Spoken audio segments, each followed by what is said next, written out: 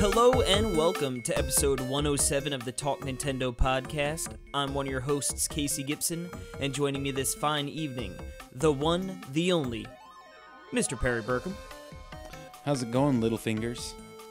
My little fingers are doing all right. And joining us once again, it's been a little minute, it's been a hot minute since Mr. Panda, aka Alex Mateo, is joining us. That's me, Mr. Panda, the one panda left in existence. That's right. Save us, Samus. Yeah, Perry was talking about cooking him up for dinner, but I said, why don't we just have him on the show instead? So here we are. We'll get and then cook them up after. Yeah, I'm delicious. A show and then dinner. Yoo-hoo. How's it going, Alex? How are you? It's been a while since, like I said, it's been a while since you've been on the show. Yeah, it's been like a year, almost like that. Yeah, like Jesus. No way. I think It has not I'm pretty been sure almost a year. 1,000 Switch games have come out since we last talked. Well, that could Yeah, no, very well seriously. have been like Pretty a sure. month ago. Yeah, yeah. That's not a 1,000 year. That's games like a came month. out 1 month ago. Yeah, Oh, man. things are pretty good. You Still chugging on my reviews and my YouTube channel, and yeah, playing the good old Nintendo when I get the chance. And some of that Yeah, non-Tendo. awesome. Yeah, Some it's, non-Tendo, but also some Nintendo. yeah, you're very well read. Why, thank you. Yeah. Yeah. Or well played. Well, yeah, we don't know if he can GG. actually read, but Well is a panda. played. But yeah, so we got a really packed show today, and we're gonna try to keep things nice and deliciously condensed. See, not cut out, not brisk, but condensed. Perry I just heard knows the I word like to talk brisk for hours. pre-show. But shut up, Casey. Shut up, Dale. No, yeah, we're gonna try to keep things condensed. I like condensed better. That's same amount of content in a smaller time period. See? Less fat on the bones, is that what you're telling me? We're trimming the fat? No, this. You trimming it? Okay, yeah, sure, the fat, yeah. We're definitely not wasting time here, guys. Speaking of fat, I had some Burger King today. Dude, I had some Arby's tonight. Oh my goodness, the beef and cheddar. Arby's. Oh, baby. Yeah, see, But I only think of Arby's because of their awesome Twitter Oh, posts. Yeah, it's they have a great so Twitter. good. We have the meats. I'm calling it now. Yep. On Friday, they're gonna have cardboard dice. It wouldn't Okay. surprise me. Yeah, they're usually pretty good. Oh, and they get really nerdy with it too, like super anime stuff, and it's great. Oh yeah. Yeah. Does it? I know. We need to know. We need to figure out who actually the person is. Imagine that was your does job. those. It's like, what do you do for a living? I construct cardboard pieces for Arby's marketing team, and it'd be like, oh my god, it's like I wish that was And me. it's all video game Yeah. related, I basically. specifically only know things that Comic-Con like handles. Yeah. I'm going to PAX East and New York Comic Con for work. I need to do my research. Arby's. You'd think that they'd have like I get paid in horsey you'd sauce. think they'd have Arby's like wonderful roast beef sandwiches at a Comic-Con, maybe for free. Set up a table. That'd be amazing. Like little junior beef and cheddars. Yep. And of course, they're wonderful fries. Oh, The they have curlies, the right? best They got the fries. curly fries, right? Yeah, No, yeah, and they really are the best. I mean, like Seasoned? they're so good. You can expect your sandwiches in the mail tomorrow. Yeah. I can see the rest of our episode getting more condensed I as we would talk about so our. Well, be let me tell you sponsored by about Arby's. Wendy's. Yeah, Wendy's too. I love Wendy's. Anyway, Dude, yeah. Chick-fil-A? Trimming the fat. I tell you what, I was not a big, like, everyone was like, oh my god, Chick-fil-A. And I got a sandwich there one time, and it was good. But oh my god, we got the little, like, chicken nugget things. Ooh, the I'm a new Chick-fil-A man now. Oh, you're nice. talking about yeah. Chick-fil-A is it's good delicious. stuff. Oh, And their customer service has been really good. And it's like overly good. Whenever I go there. Anyway, we're gonna get into what we've been playing. Okay. what we've been We don't eating. got any quick bites. That was our Yeah, quick that was bites. our quick bite. But I'm gonna talk about a game that I missed last week because I'm not gonna say I forgot about it because that makes me sound. Yeah, it makes it sound forgettable. No, it's not forgettable. It is The Gardens Between.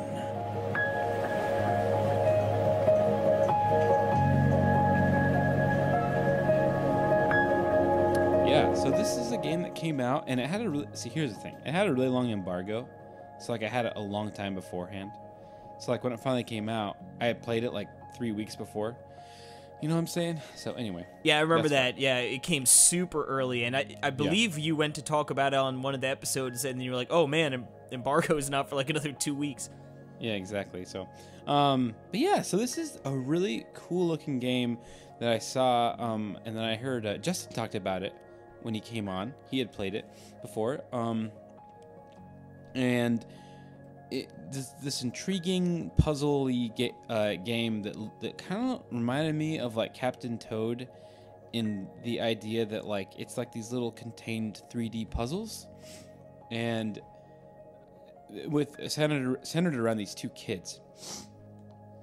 So these two kids, it's a girl and boy, and like you start every single level. You start off at the very bottom. Like kind of like you just rowed a boat up to an island, okay? And it's this little tiny contained island, and you have to walk like up the island. I mean usually it's like counterclockwise because you're going from left to right and you're walking up. So the big hook of this game is it's very two-dimensional, which is funny. I say 3D world, but it's like a 3D like environment, which it is, but the whole game is like 2 dimensions, meaning like left to right, and so it's all based on time. So the way it works is these kids are walking left to right, so you hit R to walk right, and the time goes by, and everything around you is moving. Time only moves when you hold the right button, and then if you want to go back in time, you hit L. So you're moving left and right. I think it might have been you might be able to do it on the D-pad as well. But anyway, so that's it for controls. Like that is it. You're moving. So it's like these kids have these. Sometimes they'll climb up on the cliff and they'll sneak under something and they'll split apart and get back together. But what you're doing, what the variable is that you do to actually affect the environment, is you have this like these orbs. The girl has this like basket that holds an orb, and then you take these orbs and you put them in other we'll call them baskets, but like orb holders. I guess it's a thing you put an orb pouch in, and then that will make other things that will make other things happen so it's like, for instance, you'll see these little robot creature things jumping around the stage as you're going, and you can watch to where they go and where they stop on the map. So if you put your orb in this container and you keep going, that the orb will stay there, and then this little creature will come up as you're moving. It'll come up and grab the orb because you knew that it was going to land there. Does that make sense? So the orb doesn't actually move with time. You can put it anywhere. So that's the big hook of the game, is that you are placing stuff in the environment and then moving around time so that affects the outcome of what you're doing. And the whole point of the thing is to get to the top of the island in each level.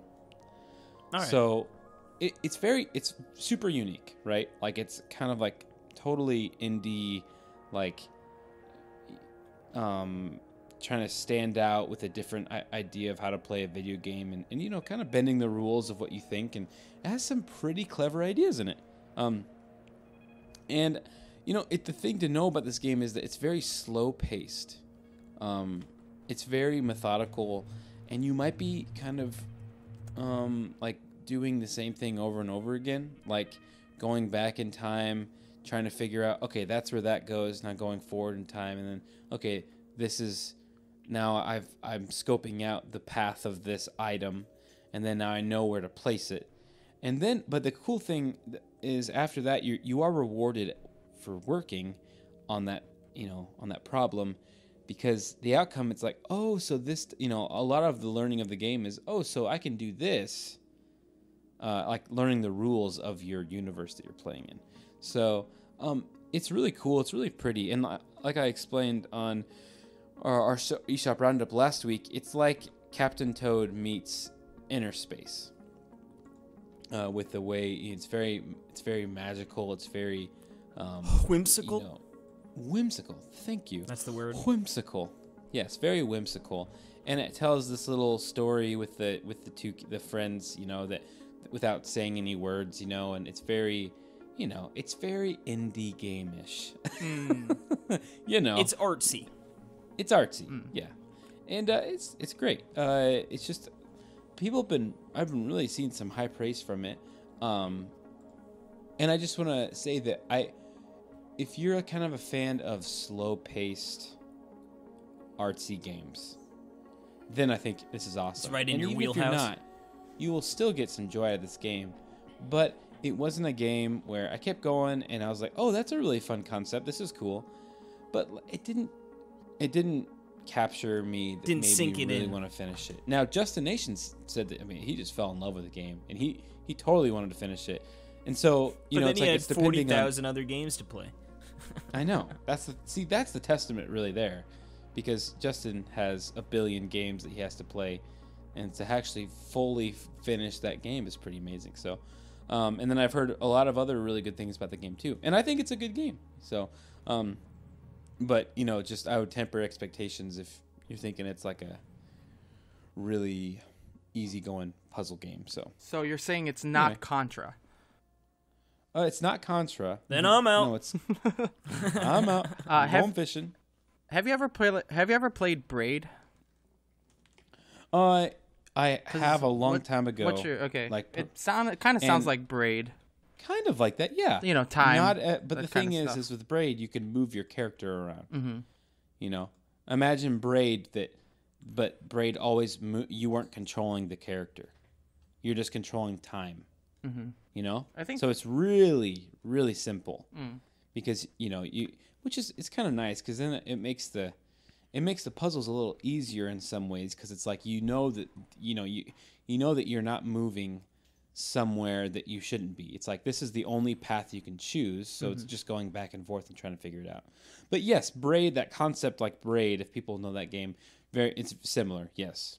But that's the Gardens Between. But next up, we have a game that I don't think anyone's really heard of. It's about a different kind of garden. What's that? It's one you kick a soccer ball on. And that is what? FIFA 19.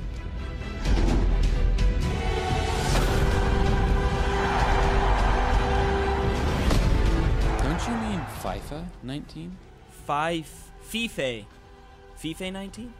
FIFA? Yeah. 19. Something like that. It's 2018 still, guys. Yeah. Yeah, what the heck is We're going in on? the future. You're in the future. It's the Gardens Between taking effect already. Yeah. You know what's really weird, though? Perry, stop holding the right button. You know what's crazy, though, guys? Is that there's probably someone listening to this right now in 2019 or 2020. Not right now. Yes. Not this exact second. Or maybe they're listening yes. from 2017. Ooh, Maybe they pressed the back button. Yeah, they've been holding the left. Yeah. Mm-hmm. No, that's impossible, actually. But the 2019 is possible. I don't know. There's someone. To someone right now as they're listening. It's 2020. Unless you wait and don't get this episode up until like 2020. Yeah, I'm gonna. Yep, that's it. No, but the people, lost people episode. listen to our backlog. Lost episode. Yeah, no, but if I don't post it till 2020, Yeah, if you don't post it, then there's no way no anyone one can listening listen in now. 2019. Okay. We just beat your logic down. Logic. It doesn't beat any of my logic down at all. What are you talking about? I don't think you guys understand what I was saying. No, I think you're not completely understanding what we're saying. logic. Logic. He's saying if I don't post this episode until October 2nd, 2020, that's 2 years from now. Yeah. No one could possibly listen to it in 2019. You've been out logicked, my friend. I said 2020. Well, then I won't post it till 2021. Okay, then. Well, there we go. But yes, FIFA 19 doesn't matter when you're listening to this. It will remain pretty much the same unless they do some patching or something. But anyway, I digress. Actually, honestly, if it is 2020 for the people listening, I bet FIFA 21 isn't too different than FIFA 19. Yeah. Why don't you So this describe probably still FIFA applies. 2021 right now?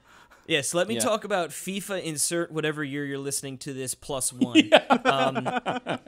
So FIFA 19. FIFA 18 came out, and people were, I think, overall pretty unhappy with it because like it was a dumbed down version. It was missing a lot of modes and stuff. I think it looked pretty ugly for the most part, and like in handheld, it was a little weird. And I'm pretty sure just like all the physics were different too. It's like I played a little tiny bit of Really? it at like an event, but I didn't sink a lot of time into it. But as far as FIFA 19 goes, it's actually a pretty darn good game. Now, it doesn't have all the features in the other versions. It's still missing the journey, which is like the campaign mode, where you sort of like take over a character and, you go through the whole rigmarole of a career. But I guess they have like story elements and stuff involved in that. But they do have the career modes. You could be a manager or you could create a player and play as that character. And it doesn't have like, cutscenes and stuff per se, but you'll still go through like the off-season stuff. You start off like pretty bad and like you work your way up and your character gets better skills and stuff as you play better in games. Manager mode, you take control of the manager and like you do the scouting and like there's finance stuff you could take care of, but you can also play all the games and you play from like a side angle, from the sideline. You're pretty standard. That's how like if you just jump into a game, you're gonna get that view of the field left to right. But when you do career mode, you actually switch it from like a up and down, like a vertical spread of the field, and you only control just that character. So, when the ball's down on defense and if you're, you play forward, it's like you'll come back, but like you'll want to stay up and sort of stay in position where if the ball transitions back the other way, you're, not playing defense because you're, a forward. So there's more downtime, but it's cool. It's just like a completely different experience than like the regular one. So it's pretty cool to have that in there. They also added now I'm blanking. It's like USG, some sort of bracket mode. Like it's a tournament, and you go through like the pools, and then you go into a bracket and try and win the championship. I like that one, just because I always like a good tournament. So, in addition, they have online, and you can actually play with your friends now. Something that was missing from FIFA 18 for some crazy reason. What? Yeah, there was no way to like play with friends. They wanted to wait for that $20 Switch online to take effect. They pulled a Mario Tennis Ultra Smash. Yeah, I don't know why. I think they said something about like, the Switch in full whatever, this, that, or the other thing. A bunch of bull honky. It was probably something that was just like, we're really gonna have to like crunch hard to figure this out. It's not that important. Screw it, because obviously they got it to work for 19. Like 20% of their sales were on Switch. Remember? I don't remember, but yeah, I remember that because it was shocking. Yeah, FIFA 19, at least early on, the physical sales were like abysmal. But yeah. So now you can play online with friends, and online works really well. I got in there, matched up with some like people relatively quick, and the games were lag free. So the online felt really good.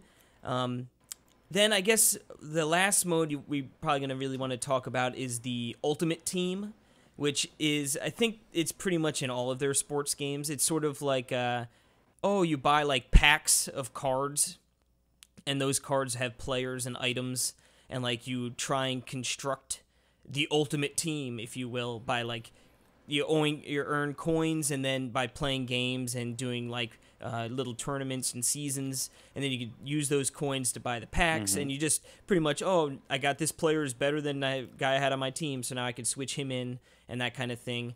And it's sort of cool. Soccer cards? Yeah. They're like quote unquote cards, but it's just like unlocking more players for your team and then getting better players and stuff. I guess it is missing a couple, like, I think there were squad battles and weekly challenges that are present in other versions of the game are not in this one. So it's like this is like a gimped Ultimate Team mode as well. Gotcha. Which, for me, when I play sports games, I like to just do seasons or like just play random matches. It's like I don't usually care about the journey. It not being in FIFA doesn't bother me at all. Like the Ultimate Team doesn't bother me. Like those are two modes that I could not care less about. So like it didn't alter my enjoyment of playing FIFA. The game plays well, runs really well on the Switch. A handheld looks really nice. I had like no problems. Like there was a little bit of slowdown like the first time I played it, but then after that it like never again. It looks good, and to me it's like a really nice package. Now, if you really care about the Ultimate Team, or if you know what I mean, if you're really into the journey, like obviously the Switch version is not going to be what you want to play. It's like if those things are important to you, I could see why you look at this game like, man, this game sucks. You know. Mm-hmm. And I like I said, I was gonna say a lot of people, I think, well, I know, like my sister-in-law's husband, this is the only game he plays is FIFA. The only game, and he plays it every day. People love it, man. Yeah, they love it. So I think it's like almost a platform instead of it is a platform, like instead of just a game, So a platform you gotta buy every year. Yeah, and I guess I should just say there are microtransactions in the Ultimate Team, and from what I understand, without like the weekly challenges and like the squad battles, it's actually harder to earn coins. It's a combination. That of those accent words. kicking in. Yeah. Oh God. Is that northern? Not northern anymore. But yeah. So I guess it's more of a grind on the Switch version, which might lead people to feel like they need to buy FIFA points or whatever the heck they're called with real money. So that's sort of disappointing. Points? Yeah, I think because you earn coins and then you could buy FIFA points. Gotcha. And then one last funny tidbit is that there is a PS4 Pro ad that runs on the Switch version in the background. Amazing. Yeah, I was like awesome. Dumbfounded at first. I was like, Who wait, said really? they're not working together? Well, that's what I said. I was like, they're all aboard the cross-play train. And then like a couple days later, they announced they're doing cross-play. So, So you knew about it first. Are there Nintendo Switch ads in other versions then? I don't know. I doubt it. I bet Sony's like, we need to monopolize. Mm-hmm. But yeah, FIFA. I mean, it like I said, what is there is very good. Like I said, there's some awkward animations that you run into, which I feel like is just sort of like an EA Sports trademark. Like there was one time I got a yellow card, and the ref there was no card in his hand, so he's just him like waving his hand up as if he was holding something. But I mean, those are to me those are minor. Cards. Yeah. Yep. That's it. Not today, boys. You got a hand. Yep. The only soccer games I've ever played are Super Mario Strikers and Sega Soccer Slam. Oh, Strikers is so good. But yes. All right. That's FIFA 19. FIFA, whatever year you're listening to it, +1. Yep. It's probably the same. Yeah. Your FIFA points might be expired, though. Sorry. I have heard JP said that there's a huge difference between this version and the last one on Switch. Yeah, like I said, they definitely tried to fix a lot, and like I said, it looks way better. Like, I mean, it's still missing those modes, but what is in it is really good. Cool. All right, Alex. So, what are you gonna talk about next? Are you gonna do a surprise, or are you gonna talk about a game that was before a game you talked about last time? I'll surprise you by talking about a game that comes before the game I talked about some time ago. And everyone else is like, what game could he possibly be talking about? I think hardcore fans of Talk Nintendo will remember the very first time I was on, I talked about Disgaea 5 Complete. Well, NIS America decided that 5 wasn't enough, so they're hitting the back button on that D-pad and releasing Disgaea 1 Complete.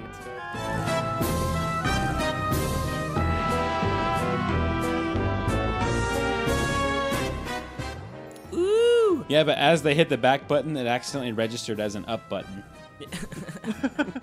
Yeah, and that's true because when you're playing Disgaea 1 complete, sometimes left is up and right is up because it's a grid-based strategy game, isometric. Oh. Yeah. Yeah. All right. So yeah. So this is an SRPG. It is a strategy RPG, as the kids call it. Yeah, Disgaea 1 complete. It's it's basically just Disgaea, the original Disgaea, but it looks prettier, and they added all the stuff that they've added over the years. What was it originally released on? The PlayStation 2. Oh, okay. Wow, that's a long time ago. Yeah. Doesn't make sense. Yeah, and they've since released like A bajillion 4 other of them. ones. Yeah, but this is Gotcha. this Disgaea 1 at its most. This is Disgaea at its simplest.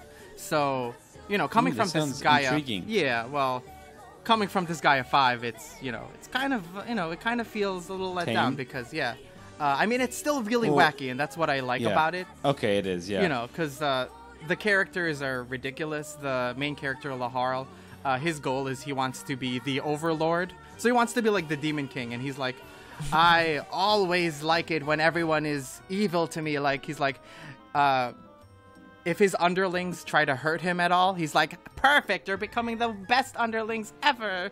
I am going to be your king. And then there's this, like, angel that's supposed to assassinate him. And she, tries to do that by basically saying things about love. She's like, oh, love, love, love. And he's like, no, this hurts, it burns. It's poison to my ears. It hurts my ears. I You only mean like how evil. Casey talks on our podcasts Yeah. normally? Yeah, that's my normal voice. I'm a little more subdued when I'm trying to talk to Prairie. Yeah, gotcha. This is his podcast voice. This is my podcast voice. But yeah, so yeah, it's really the story is not meant to be taken seriously at all. Like, it's just like joke after joke. Like, the episode, like, there are episodes like chapters, and then after you beat one chapter, there's like a next episode preview like you see in anime, but it like completely doesn't describe what's happening. It's like, next time we're gonna have a school date, it's gonna be amazing, but then she becomes a magical girl and does super duper things. So it's like they're not actually like making sense, you know what I mean? Like, there's this one one of the first bosses you run into, he's like, he calls himself the Great Adonis, and the main characters decide that that's a stupid name, so they call him Mid-Boss. Like, So like very self-aware. Mid-Boss. Yeah, they're very That's- self-aware. They break the fourth wall. There's these 3 people who show up in like colored like suits, and they call themselves the Prism Rangers. Like, they're just like a bunch of references, a bunch of jokes. It's not meant to be taken seriously, but the strategy is pretty good. It's just like your typical strategy RPG. They've made so many in the past decades. Yeah, and this is an earlier one, too. Yeah, it's missing, obviously it's not as complex as later games, especially Disgaea 5 for Switch, but it still has some interesting, mechanics. Like, you can throw people around the field. Like, you can pick up your ally and just throw them all across the field so that they can attack someone who they couldn't reach, right? Or you could just pick up an enemy and throw them wherever you want, like, if they're in your way, or if you want to, if you just want to throw them into other enemies so they get stronger. Just want to be a jerk. Yeah, it's very not, like, the strategy mechanics make sense, but it's nonsensical compared to most, tactics games. And, like, to get better equipment and level up and stuff and create characters, you need to basically enter a general assembly where a bunch of monsters are sitting on these benches, and you have, like, they're called senators, and so you have a general assembly and try to convince them to let your characters have better equipment by bribing them with items or just killing them. So Oh, wow. it's it's original Disgaea, so a lot of these concepts carry over to later ones, but it's just a wacky game. And Is it like 250,000 hours of gameplay? I mean, it's well, it's really grindy, if that's what you're asking, because it takes forever just to get to like the next level. And seeing that you can basically go up to like level like 9,999, like you can go up to high levels in post game, but just going through the regular game, it can be really slow just to get up. Like you have to do levels over and over again, or just find some way to, level up quickly, stuff like that. So yeah, I mean it's a little more grindy than most strategy RPGs, huh? I was gonna say that's sort of almost like it's staple, Yeah, but I mean it's a complete edition, quote unquote complete. But so is Disgaea 5 complete, and that added quite a few, like it added special characters, a cheat shop, and it gave you like a bunch of extra money. None of that is in here. Like it just feels like playing regular Disgaea plus, some extras and a nicer visuals. Yeah. Gotcha. Well, yeah, that's exactly what I expected out of Disgaea 1 Complete, so thank you for reassuring me. you gotta pick it up, Perry? Okay. Okay. Pick up 5 if you're going to pick up any of them. Okay. That's what I was just going to ask. Yeah. Or maybe wait for 2 through 4 to come out if they ever do. Yeah, I wonder how, I guess probably depending on how the sales, but I mean, I guess 5 was good enough to get 1, so maybe 1 will, yeah. Maybe. Now, are you reviewing this, Alex, or are you? Yes, I am, and okay, cool. I theoretically should have my review done, but I don't. Is this for Dark Station or your own? No, yeah, I'm reviewing it for my channel, but I just haven't done it because I've been playing other like 60-hour games and stuff. Yep. Yeah. Aha. Yep. Yeah. We need more time, dang it. Speaking of 60-hour games, this next game coming up is not one of those. I have been playing Wandersong. Now, does anyone know what this game is? Is it about music? Yes. Is it about Alex? adventure? Yes. Is it relatively good. short? Not sure yet. Did it come out on the NES? No, I don't think it's that short. No, it didn't. Yeah. This isn't mystery history. Dang it. Yeah, Wandersong. This is a musical adventure game. That's the best way to put it. Now, it's also I might say musical action adventure game, because I kind of didn't think of it as an adventure game for like the first couple hours as I was playing it. It totally is, but there's a big emphasis on puzzles and platforming that I think it's, like Casey, I think you'd like it. You know what I mean? If that makes sense. So it's not a so the hook of this game is you're this, I call it a bard. Is a bard something? It's someone that like sings music at least in like medieval times type of thing. Gotcha. Okay. Yes. Because I was like, I don't know if it's his name, but they always don't capitalize like, it. you so know, it's like you a bard. spoony bard. That's Edward's a bard. No, I don't, but that's funny. Yeah, so you're this guy that sings and what I mean? It's really funny. He has this beautiful voice and like a choir boy of yore. And so the hook of the game is the right analog stick. You can play an 8-note scale in each direction. Interestingly enough, it's not a major scale. It's like it's a different mode, so it's like starting from like the 3rd or 4th note. So you can't play like a ton of different stuff, but I just figured out that if you hold ZR, you can it'll change some of the notes to like flat or sharp.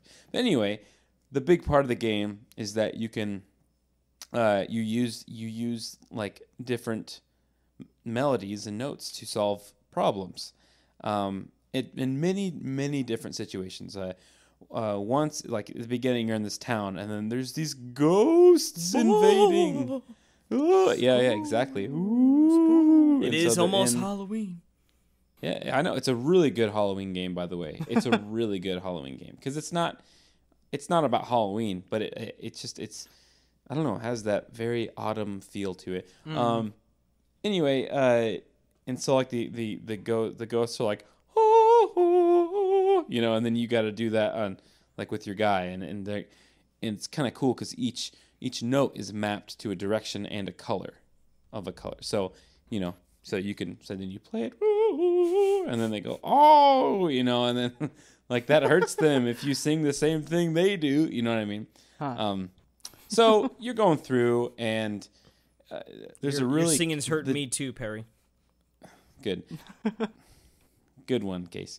The dialogue is fantastic. It's a really well done written dialogue. So all of the different characters really stand out good. But there's this, there's a lot of stuff that's going on, but it's really simple. And I love how they do the text boxes too. It's hard to explain, but it's very colorful. And each voice, this is a really cool thing. And this is probably done in other games. I just can't really think. But each character has their own kind of font. So it's like you can read so it's like they have it's kind of like it gives it like a timbre. It's like their own voice. To their voice. Yeah, isn't that a cool idea? So, and then there's just a lot of emotion in this game. It's a very a game that's coming out in 2018, trying to strike a chord with emotions type game, which it's really well done. And it's really because with a game about singing, for instance, and this is kind of spoilers, but not really. But there's a part where you're reuniting and it feels so good. Reunited and it feels so good. So good. And you're reuniting a daughter with her mother who just died. And so they play accordions. So you're singing with them as they're both playing accordions, and so you're translating stuff from the ghost to the girl and stuff like that. This sounds like a really spooky game. It's not really spooky. I'm looking at screenshots and it looks very happy and bubbly. Yeah. Kind of like cardboard cutouty.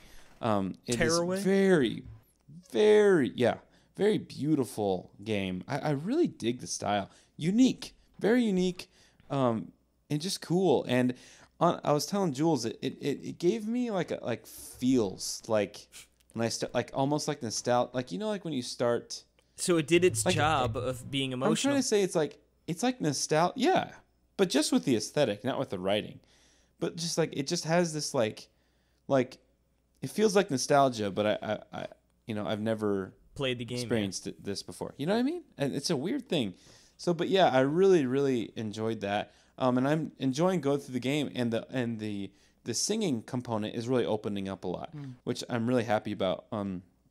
There's a part where there's this big monster, and this is all really early in the game, so I'm not, there's a part, there's a big monster, and he's howling at you, and and the wind is blowing you away because he's just, and so you have to basically sing towards him in the opposite direction that he's singing. So the wind catches that he's howling, so that you can push against him, so you can get close to him.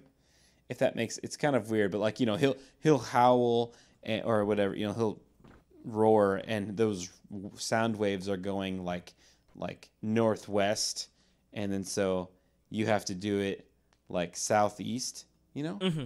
And then it'll make it sing. Anyway, it's hard, but they do a lot of stuff. There's plants that grow in directions that the way that you sing, and that's how you traverse stuff. There's just a lot of different fun ideas. And then on top of it all, either on top of the platforming or maybe in the very essence of it, is that it's an adventure game with really nice, well-written characters.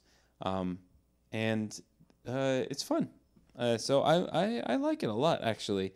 I've grown to like it a lot more than when I first started.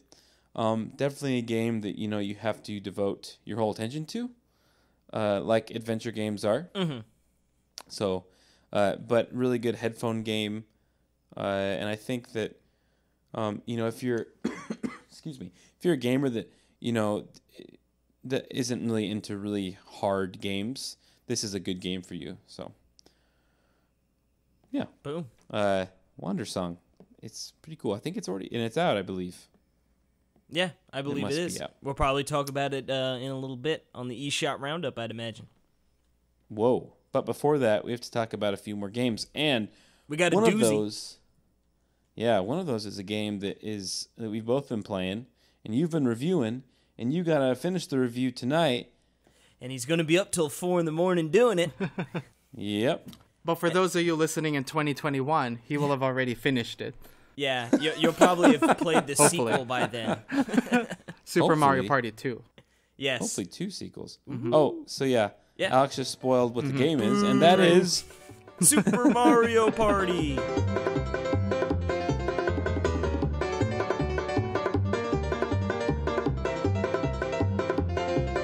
Yes, that's right. It's a party. Bring a cheese dip. What's up, party? Oh, hi. I'm Party Burkum. I'll bring the jerkum. But yes. Super Mario Party. Some Super Mario Party, and it is the return to form for the once loved series. And yes, it's great. Yes. It's great. Okay, so first things first, we ditched the keys, Perry. We're throwing them out the window because now everyone's back on the board, moving independently. Hated that car. Yeah, for some reason, 9 and 10 decided that they were going to put everyone in a car and move together.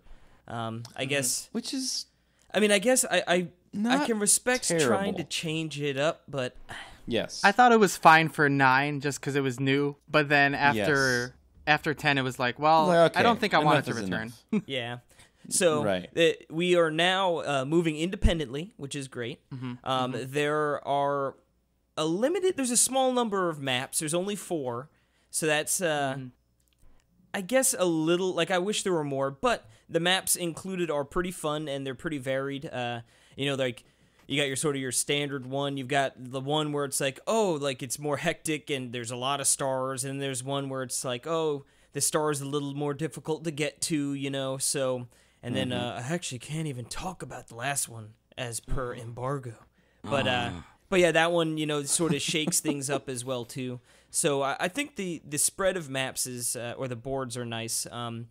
What's cool is that if, Alex, did you play Star Rush for the 3DS? No. Okay.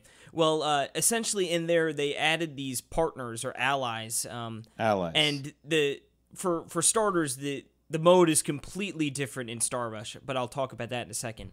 But essentially, you could pick up these allies as you move across the board, and then they are with you the rest of the game. So these allies include like every other character, like Wario, Waluigi, anyone that you're not using. So if you pick if Mario, Luigi, Peach, and Bowser, every other character that you could select now becomes possible to be an ally.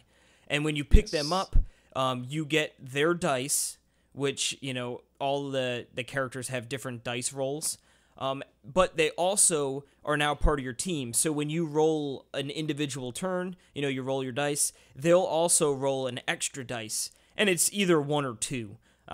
But that adds to your bonus, And you could pick up multiple allies. So you could have 2, 3, you can have 4 allies. I think. Yeah. Maybe I haven't. I haven't gotten that many in like the standard party mode. Okay. So but Alex, I don't think there's a cap. It's just there's only a few spots on the board. The allies are amazing. But yeah, like so essentially, you could roll the dice. I got a 5, and I have 3 allies. Oh, they all like 2, 2, and a 1. And all of a sudden, I'm doubling my roll. Yeah. So every single ally has a die that has 1 or 2. Yeah. So it's like you can get all those other ones, and so the allies are unbelievably awesome, and I think they're almost overpowered, but I kind of like it. You know what I mean? Like, I think it's hard to explain. I think it's there's few and even far between enough in the Mario Party mode that like I don't think it becomes too unfair. Like, no, I don't think it is. I really don't think Party it is. unfair.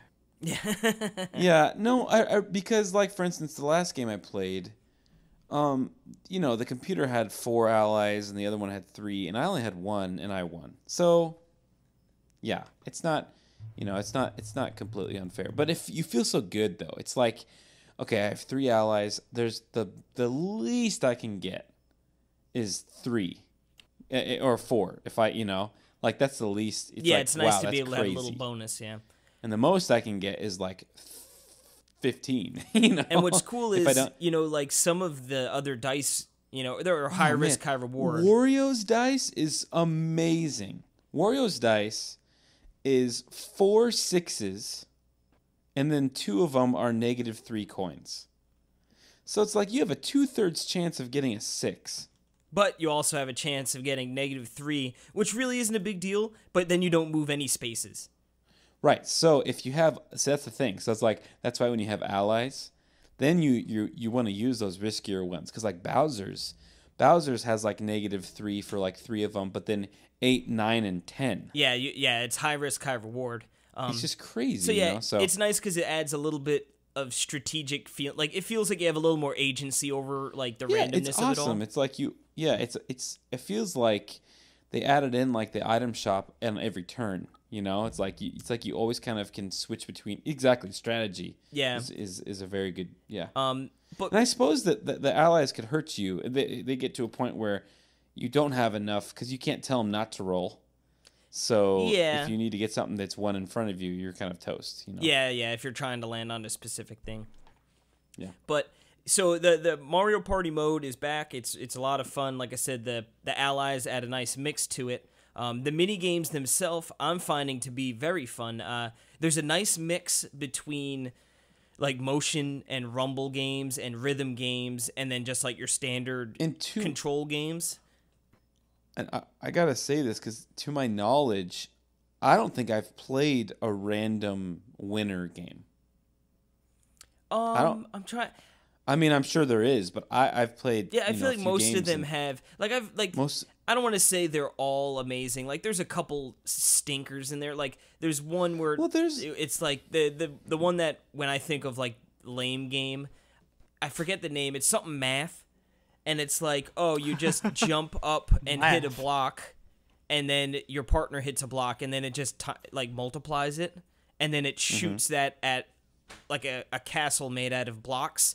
And it's like, oh, the castle has 25 HP. And it's just like, oh, you're just shooting, you're just jumping, hitting a block. And, like, there's some agency, like, to try and get, like, oh, I'll try to get a 6, but I got a 1 or something, But it's like, that was, like, the lamest game I played. But...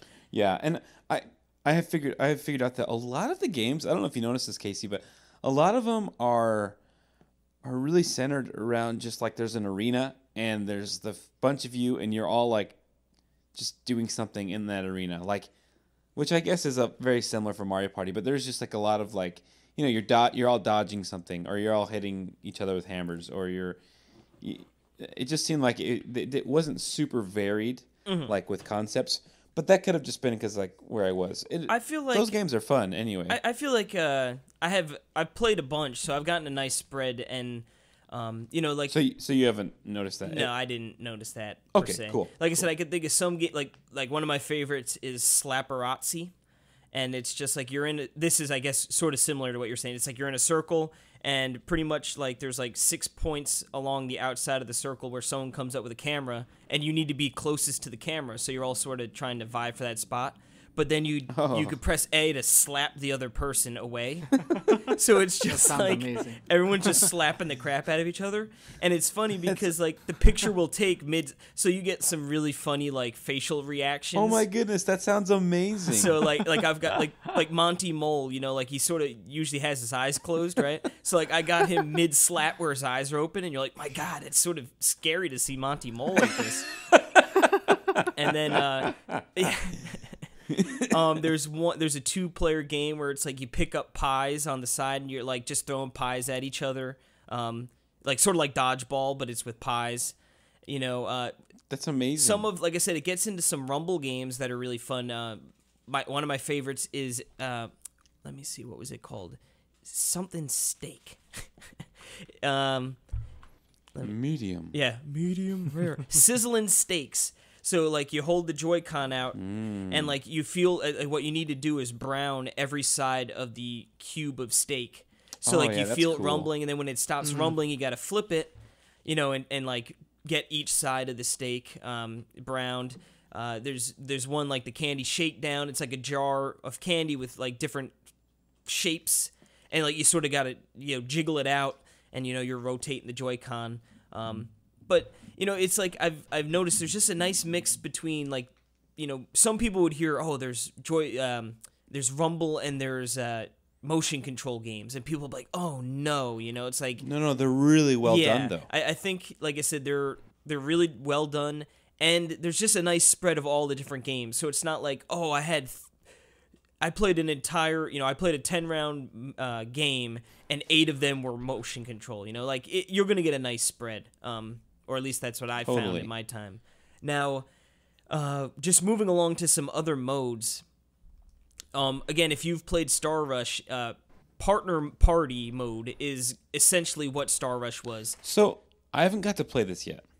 But yeah, so the way Star Rush was that you have this chessboard like map where it's like a you big could grid. Move freely, big grid, and it was amazing. And I really liked it because it really just kind of made different kind of looking maps where you got to think about Mario Party differently. Where it's like, well, I can move in different ways and stuff. So is that the same thing here? And you have allies, and do you get stars? And Yep. Yeah. So it's essentially, from what I can remember, the same exact thing.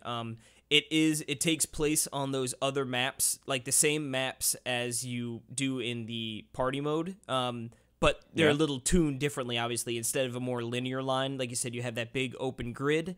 And now you play with a partner, though. So, like, me and Caitlin played against 2 computers. And you go around and, like you said, you roll the dice and you can move freely. And then this mode, all the partners, or not all of them, but there's, like, a bunch of partners laying all around. So, like, this mode, you really want to collect as many partners as you can. And then, you know, you get to the point where it's like, oh God, I rolled, like, I got 18 spaces I can move. And you're like, damn, you know, that's a lot of spaces. But here's it, and, like, you would think, amazing. I could get to the star at any time then. But you need to land exactly on it. So a lot of the times, you'll find, you'll be like, I'm, like, just one over it, I can't do it, I can't get the star. Like, I'll just have to wait till next turn, you know? And all of a sudden, you know, 2 or 3 turns and, like, some bad luck, you're like, I still haven't gotten this star. And, you know, there's other spaces around where it's like, oh, I'll just finagle my way over here and then hope that next turn I get enough on there. But totally. What was weird with the AI when we were playing, like, they got stuck in a loop. Now, of course, if I'm by the star, I'm going to try and get it. But, you know, if I don't have an exact number to get it, I'm not just going to stop on any old random spot. It's like I'll sort of detour, I'll grab some coins and try and get an item, and I'll still be close enough to the star, you know? With a computer, like, literally, like, just in an exact circle. Like, he just went in, like, the same spot for, like, 3 or 4 turns. Maybe not 4, like, 3 turns in a row until his partner got the star. And then he detoured. So it's like, I think they got stuck in that, like, all right, I'm going for the star, I'm going to wait. And it was, like, sort of frustrating because it was like, oh, well, he could have easily went and got one of those partners that were, like, 3 blocks away, but instead he kept doing the circle, you know? And originally I was like, oh, maybe it's because we're playing on the normal, you know, with the normal AI. But then I did the hard AI, and it fell into that same trap. So that's a little disheartening. You know, not the end of the world, but, I mean, obviously all these games are better with real people. Yeah, I don't remember that with Star Rush. Yeah, so that was just, like I said, it happened like 2 times, I think, and it was like, But, moving on to some other modes, there's a lot of modes in this game. River Survival is a co-op mode, which you all 4 work together. You jump in a raft and you go down the river, and you actually use your Joy-Con as an oar to row. So like you're on different sides of the boat and you need to communicate. And when you're going down the river, there'll be these balloons, and you hit the balloon, and that's a mini game.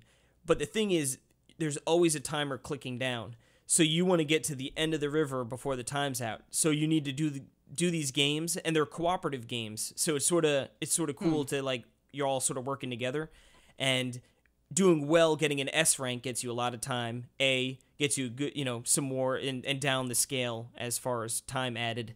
But it gets to the point where you sort of like, oh, now you go left or right, and one's like, oh, looks like a picture of a cheap, and the other side looks like a picture of blooper. So you go to bloopers, and then bloopers pop up and give little whirlwinds, and you get stuck in there, or you got to try and avoid them. And you just work your way down, and it's pretty fun, actually. I was surprised at how much fun we had. So how long is that mode? See, I thought it was going to be like a 15, 20-minute mode, but it's like it estimates about an hour. And I think it took... Oh, whoa. I think it took Caitlin and me probably like 45 minutes. So it's a beefy mode.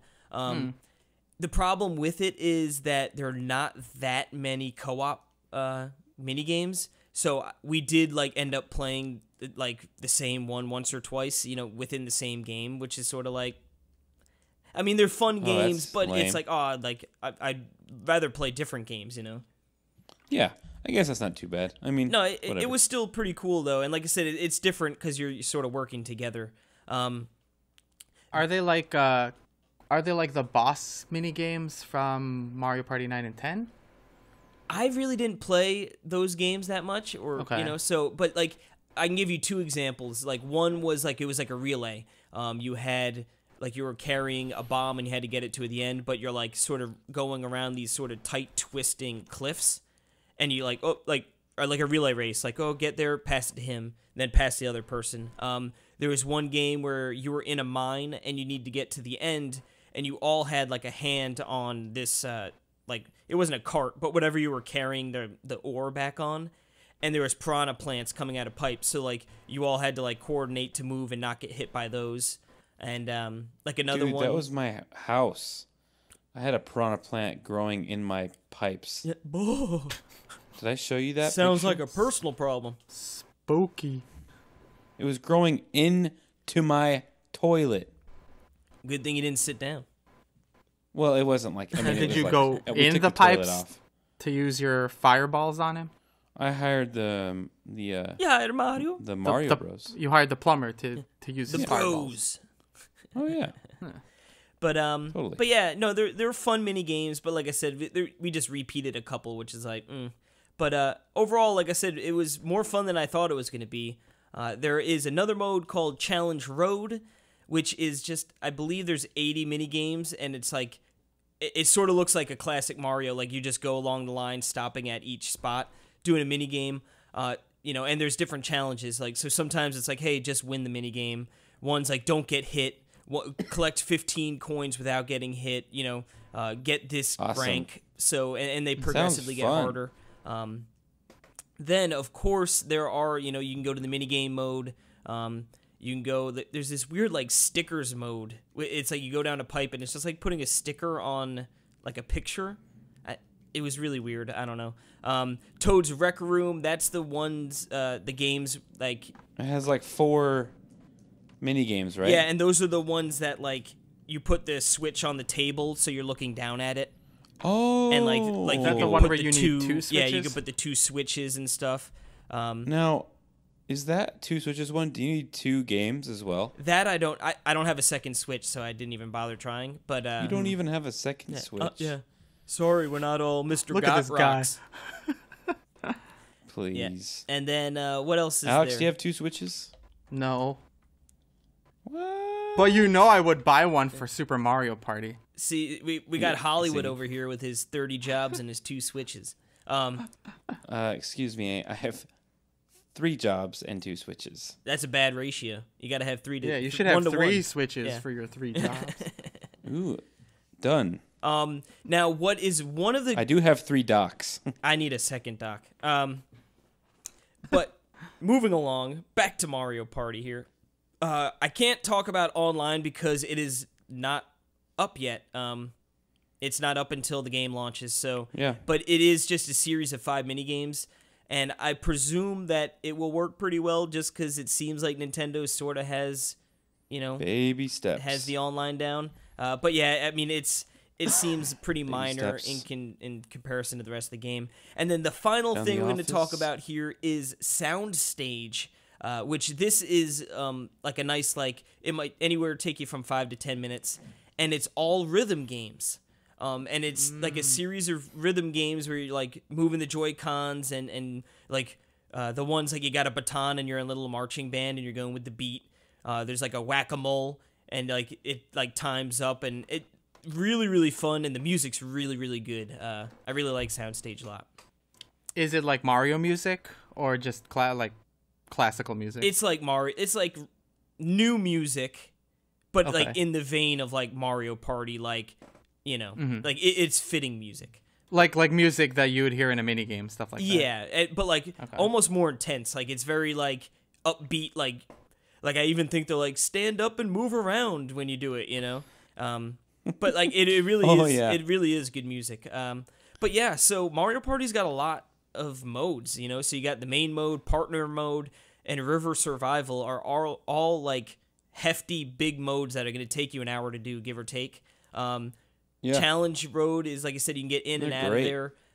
You know, it's going to take you a while to do it all. Soundstage, small but fun. You know, get in, play any mini games, and like I said, I'm really happy with the game overall. Like I said, I wish so good. I wish there were maybe some more boards. And like I said, the bad computer DLC. It's like the poor AI. You know, I would expect like a normal computer to not be great in the mini games, but like you'd still like them to make good decisions on the board. There was one time it was the last turn, and like for some reason, Waluigi needed a 3 to the star, and he used an item where you could pick what you roll, and there was like an event square one space before the star, and he did 2, so he didn't get the star on the last turn, and you're like why would you do that? But did he not have enough coins? Oh, he had enough coins. Are you sure? Absolutely Casey? Positive. So, how is playing as a Goomba? I don't think I played as the Goomba, personally. I know. I was just thinking. I played as Shy Guy and this is actually a legit thing with balancing with characters. It actually matters who you pick because of their dice roll. Like I was just like Peach's and like Waluigi's dice roll is Peach has got a awful. nice roll. It's just steady down the middle, you know? I think it's like 3, 3, 3, 4, 4, 4. No. Maybe. I just remember using hers a lot because I remember you get 4s easier with Peach, but like Waluigi's is like there's a 0 and then there's like a 7, and it's like that's not like I don't want to get, it's not worth getting. But then like Wario's is like 4 6s and 2 -3s. It's like that is way better. I don't know. You just Wario, you big homer. No. That's obviously better. A 2/3 chance of getting it. Anyway, I just like, and then I remember like when I got it was me, it was Wario and Bowser together, which is a great combo. And I always picked Bowser's, and I got like 8s and 9s and 10s like the whole time. It was amazing. Just rolling. Yep. Anyway, but yeah, we'll for sure be talking about this again as we do. We got to do a challenge for when this releases. Oh yeah, baby. Yep, I know that my physical version is on the way from Target. And from Target. Yeah. But yeah, Super Mario Party. So, we have one more game to talk about, don't we, Alex? Mm-hmm. I sure do. And it's a stinking non-tender. Yeah, it's Nintendo, so sorry, this is turning into Talk Nintendo podcast. Yeah. Oh. But yeah. I don't know if Perry ever has, but you join me as talking some non-Nintendo here, so. Yeah, so I played through Assassin's Creed Odyssey.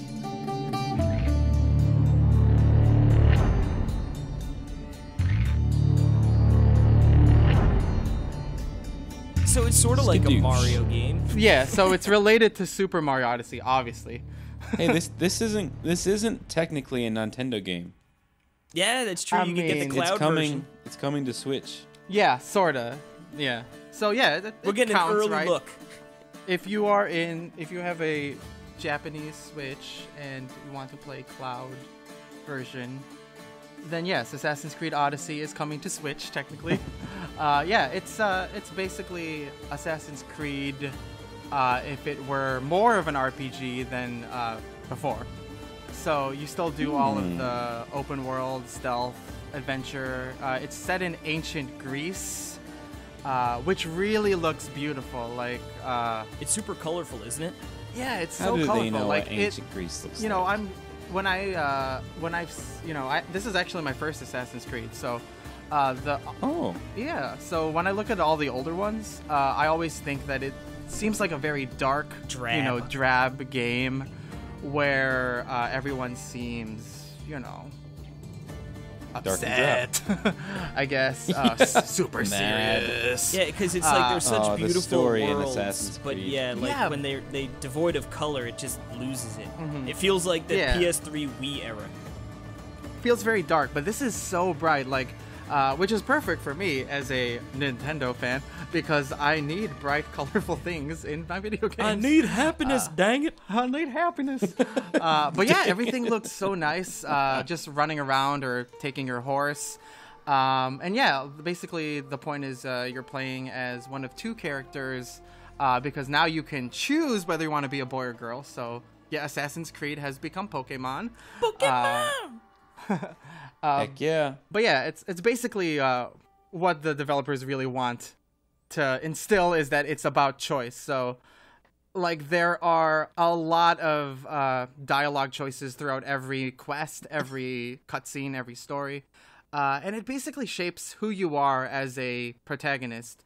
Because the protagonists, they have like sort of a base personality, but you can shape them to be like either humble warriors or ruthless murderers or just complete jerkholes. So the choices really, like, you felt like they really made a big difference on how the game played out?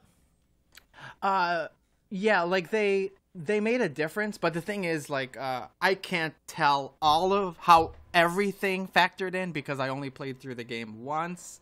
Because 60 hours was enough, but no, 70 hours it was.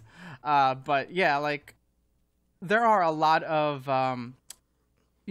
things that happen in later chapters, including like 9 endings that they can all change depending on every little thing you do. So you're playing through the game 9 times. Yeah, I'll have to play through it 9 times. I want 9 reviews. 1 of each ending. But then you can play also as a guy or a girl. 18 so playthroughs. You have to play 18 times.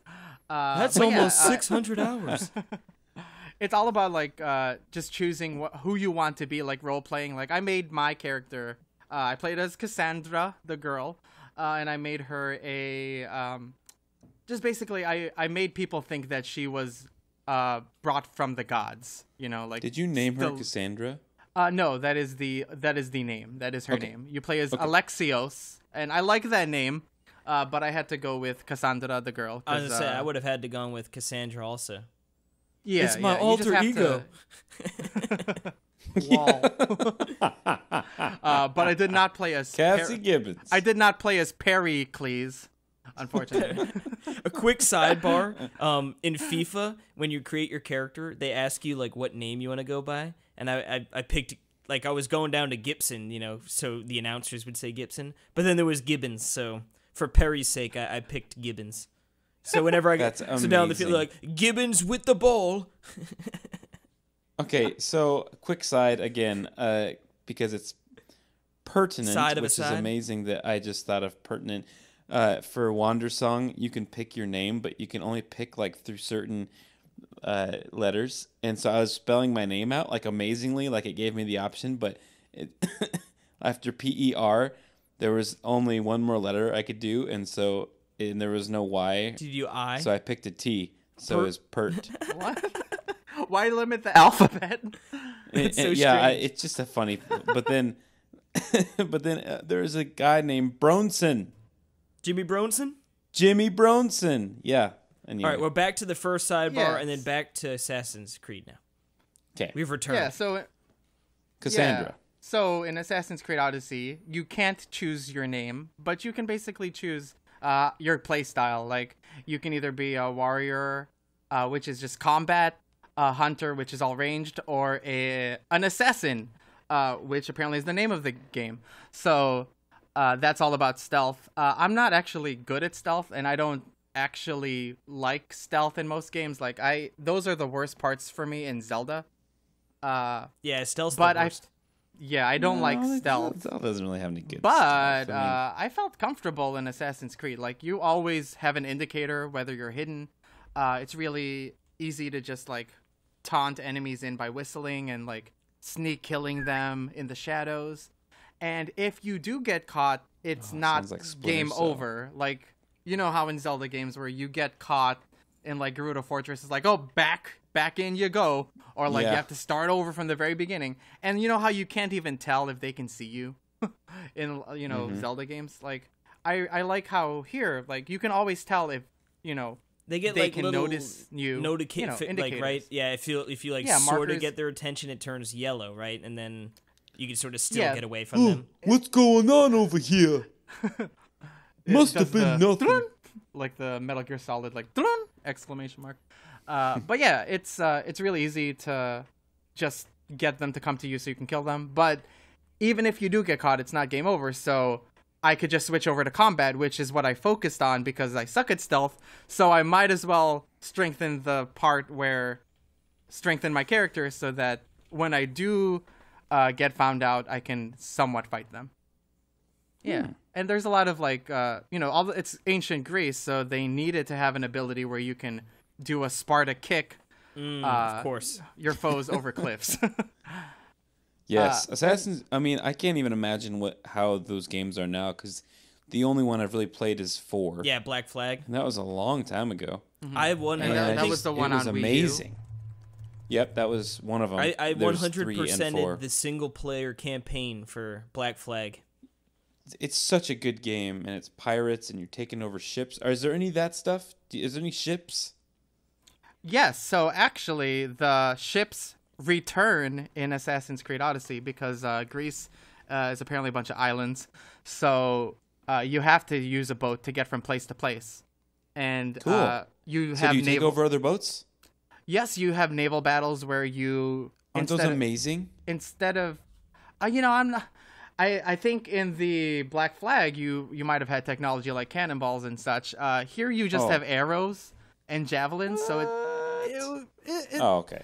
it wasn't as fun, and I didn't actually like the boat segments as much because it's Well, yeah, kind that of doesn't slow. sound very fun. You know. Oh my goodness. The I mean, boat if you like segments on the 4. original naval battles, then you'll probably like these. But I wasn't a big fan. I'd much rather run around the fields. Which, by the way, we're speaking of fall.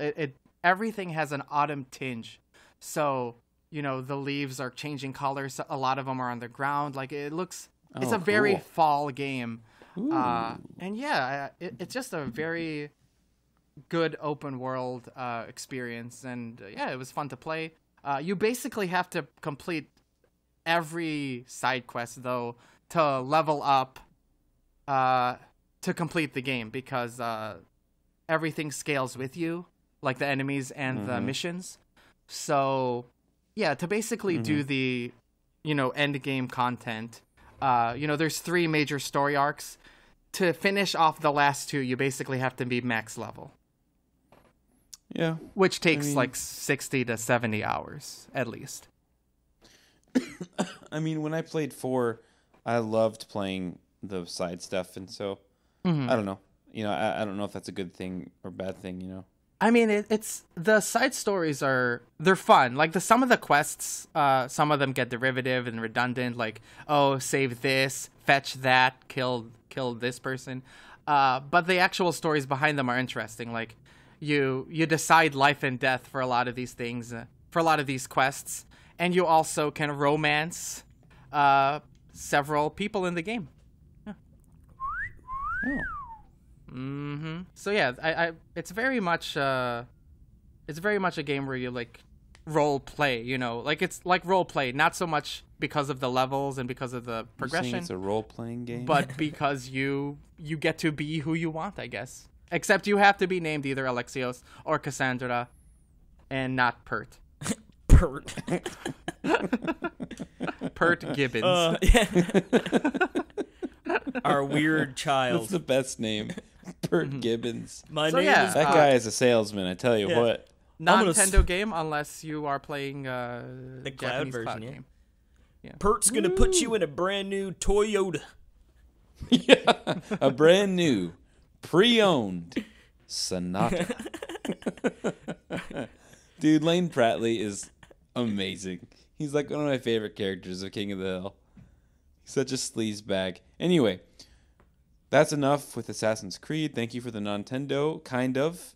It's kind of Nintendo. Like unless you have a Japanese Switch or We'll just call it unless Tendo. you can buy it from the eShop maybe. I don't know, cloud. So be like, I don't know. I don't know how the cloud works. Nintendo, unless you have a Japanese Switch. That's the jingle. Mm-hmm. The jingle is Nintendo. Alrighty. That's how the jingle goes for the show. Well, on that note, Perfect. That's why I made that. we're gonna stop talking about Nintendo. We're gonna take a little breather, and then we got plenty of Nintendo to talk about because I'm sure there's a bajillion eShop games coming out this week because that's what it does. You got that right, Pert Gibbons.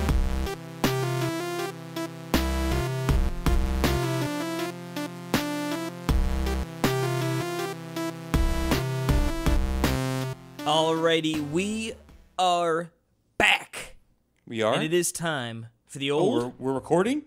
Boy, will you betcha! The eShop Roundup. eHaw. And we got a bajillion games again because. Oh my goodness. Because every Why not? week there's a bajillion games coming out on Switch. That's right. All of them great So- though. So And Alex reviews a lot of them. Now, Alex, where are we starting this time? we're starting a dozen games back. We have Yep. Rooms.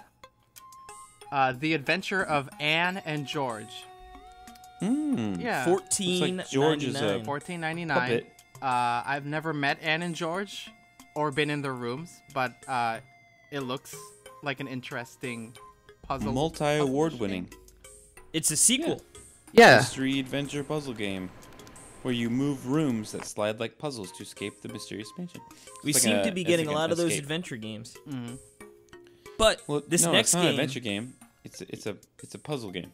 it says It says adventure the puzzle adventures of Anne and George, not the puzzles of Anne and George. game. Yeah, you dill. Learn how to Next up, read we the have incredibly Snake small text. Versus Snake. That's our next game. Yeah. For $3.99. Paced snake game with insane multi-battle Well, mode. that's kind of a fun idea. It's Yeah. multiplayer Snake. Why not? Boom, boom. I like There's the many original. steps, It's good that they Looks made cute. a new version. Yep. Well, what do we have next? Next up, we have Armello Complete Edition for $39.98. And Oh, it's funny, it says 98. it's a bundle, and total if purchased individually would be $39.98. Yep. So, you're not That's a saving savings any of money. 0 So cents. bundle of one. It's a bundle of lies. Wouldn't that but be yeah. a great name for? That sounds like a South Park game. Yeah, South yeah, Park, the lies. bundle of one. Which also Strategy came out board last game. week. So, yeah, there you go. Yep. All right. Moving on. Pilot Sports for $34.99. This looks It looks cool. It looks like Pilot Wings. It looks amazing. Oh my And goodness. it's got split screen 4-player action. Dude, we're this just game talking looks about that, yeah. awesome. $34.99, a little I need to ask pricey, Justin about this one. but Oh yeah, it's $34.99. this game looks sweet. I love Pilot Wings. Yeah, it looks really bright and colorful. Do you see that, Alex? What do you think? Sorry, I was looking ahead. That's okay. He thinks your name's Pert. Yeah. Well, why don't you go to our next game, Alex? I want to talk about Pilot Sports though. You missed it. No. That paraglider has sailed. The Paraglider. The paraglider. The Oh Paraglider. jeez. Now what's our next We're game, getting Alex? rowdy here the on the eShop name Roundup. of the game is Dokuro, and it's also written in Japanese katakana. It also says Dokuro, so it is an accurately localized game. All right, I like right. it. Mm-hmm. $8.99. Do If you you want to read work your Japanese? fingers to the bone to save the princess, Mm-hmm. then this might be the game for you. Looks like a puzzle platformer-ish action game. It looks cool, guys. It's a cool art style. Wow. Very cool. Yeah. All right. Next up, though, we have Morhun Wanted for $5.59. That's down from $6.99. Desperados attacked Gun City. What is with this? This town chicken? needs a new sheriff. This is one of those like aim and Like Duck Hunt? Yeah, I guess so. yeah. I love that. Wild West Duck Hunt. I love that Yeah. it's just called Gun City, though. Buck Hunt. Next up, though, we got Tangrams Deluxe. Hold on. You skipped what? Whispering Hello. Willows. What the heck Just do you have kidding. against Whispering Yeah. Willows? Do you not Jimbot? like Whispering Willows? Whispering Willows for $9.99. Whispering Willows killed his father. Interact. My dad. Why'd you What? kill my dad? Interact with the spirits of the dead. Solve the puzzles of the mystery mansion and help Elena find her missing father. Ooh, I like it's the his. basement. Oh, it's It was actually Elena's dad. I related thought it to was your mine. dad. I've got another sister. Boy. And her name's Whispering Willow. And her head's even bigger? Yeah. Boy. Okay, now we can move on to Tangrams Deluxe. Alex, why don't you take this one? Tangrams Deluxe. It's basically one of those puzzle games where you have shapes, and you have to put them together to make an image. it's fun. Yeah, I played these games before. I really like this kind of puzzle. Well, I played Tangrams in real life. Yeah, me too. Yeah, Loser. these are good puzzles. It's all spatial reasoning and you know. You know, Casey, you're a jerk. I know. That's And that game's $4.99. That nice. game looks nice. Yeah. $4.99, not a bad little price. You know, it's But not a what's bad little also- price either. Yes, I do. $1.99. $1.99. Hard way party, baby. Yeah. Looks Hard you're way. Building roads from different islands. This game looks interesting. I don't know. All card There's challenges 50 done. unique cars, guys. So That's a pretty whole cool. lot of uniqueness. that's a lot That's of all- cars. That's like, let's see. That's like 4 cents a car. Well, you're not including the dozen worlds too. Wow. To that's factor like- in, that's got to be at least 10 cents a world too. Okay. That's a good price point. Yeah, they really Yes. could price this a lot higher, but you know, $1.99. There is a deal, folks. Well, this next game we have is Rise and Shine. And give for God your $14.99. glory. It's a one-player arcade action adventure shooter. Looks like kind of in the vein of Metal Slug.